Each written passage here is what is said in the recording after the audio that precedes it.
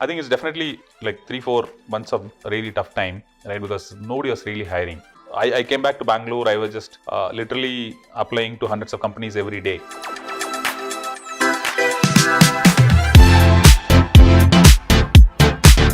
When did you go to your master's? 2006. You graduated?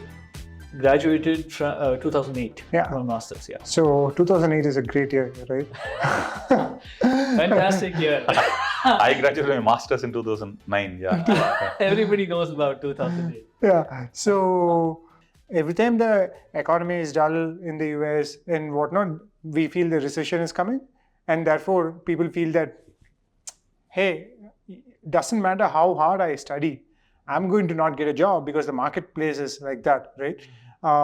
We've been through probably 3 right now. So thoughts? Yeah, 3 recessions. I'm almost dating myself here. But see, it's something I tell all the students at Crio as well, right? For a skilled person, there is no recession. Okay. Right? Think about the company's perspective. You want to cut down costs, but you don't want to shut down. You want to stay alive as a company. You want to continue producing your products. You want to continue supporting the products you've sold. So who do you want on your team, a lean team, to make sure you can still continue to do all this? You want your strongest players, right? Who are those strongest players? Extremely good execution, extremely good skill, very talented. If you can be that person, there is no recession for you, right?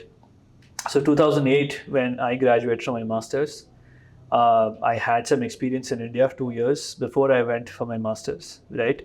That kind of helped me when I applied to companies, because they're seeing a flurry of resumes, so many freshers graduating from their masters with no real world work experience. And then you see this one resume, oh, this person has actually worked 2 years, 2.5 years.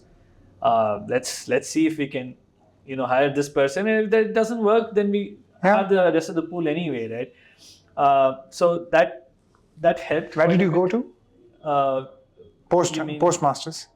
Postmasters, I joined a startup called Iron Port Systems, which was into web and email security, which had recently been acquired by Cisco Systems. Okay. But they were still operating independently as a separate entity, doing, today we call it machine learning and all of those things. I was working on it back then when it was not as cool as it is today, right? But again, see, I had 2 offers. This was one of the offers I got. The other offer I had was from Motorola. So 2 offers in a downturn economy. Basically, it comes down to the skills you have and the experience you have and what you can show. Yeah. So if you're a good, competent software developer, there is no recession for you. Rathina, thoughts? Yeah, mine was a different story, right? So I did my MBA and graduated in 2009 March, right? I think that's when like almost the entire world was kind of in a hiring freeze, right?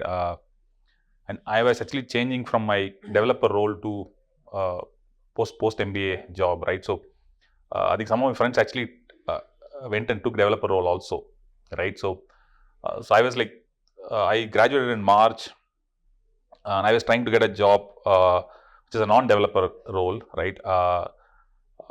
Because I did MBA, like whatever, I spent a lot of money and time.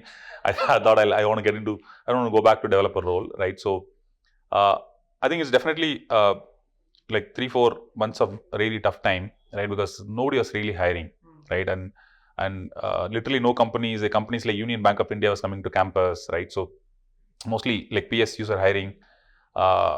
Yeah, I think it was, I came back to Bangalore. I was just literally applying to hundreds of companies every day, right? I'll reach out to my college seniors, undergrad seniors, postgrad seniors, everyone in my LinkedIn, right? So I kind of hacked LinkedIn.